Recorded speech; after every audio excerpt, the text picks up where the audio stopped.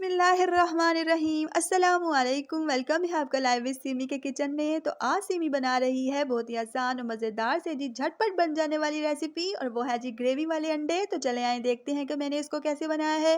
तो इसके लिए जी मैंने 6 अदद अंडे लिए थे, उनको मैंने हार्ड बॉयल कर लिया।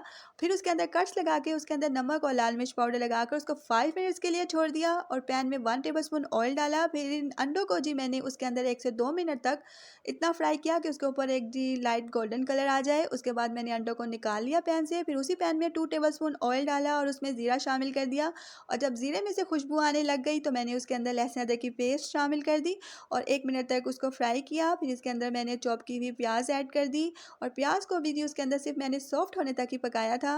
अब यहाँ जो मैंने दही लिया था उसके अंदर मैंने लाल मिर्च पाउडर, हल्दी पाउडर और धनिया पाउडर अच्छे से मिक्स किया।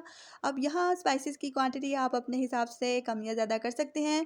उसके बाद जब प्याज सॉफ्ट हो गए तो मैंने उसके अंदर 2 टेबलस्पून जी केचप ऐड कर दी, और वो दही जिसके अंदर मैंने स्पाइसेस मिक्स करके रखे थे वो भी इसके अंदर शामिल कर दिया और 2 मिनट तक उसको अच्छे से भून लिया। उसके बाद इसमें हाफ कप पानी भी ऐड कर दिया था, और उसको 3 से 4 मिनट तक छोड़ दिया था दम पे, ताकि ग्रेवी जो है वो हमारी अच्छे से बनकर तैयार हो जाए। और जब ग्रेवी हमारी तैयार होगी तो मैंने इसके अंदर नमक ऐड कर दिया, और जो मैंने मसाले वाले अंडे थे वो ऐड करके अच्छे से ग्रेवी के अंदर अंडों को मिक्स किया, और 5 मिनट्स के लिए जी उसको मैंने मज़ीद दम दे दिया। 5 मिनट्स के बाद जी मज़ेदार से ग्रेवी वाले अंडे बन के रेडी थे।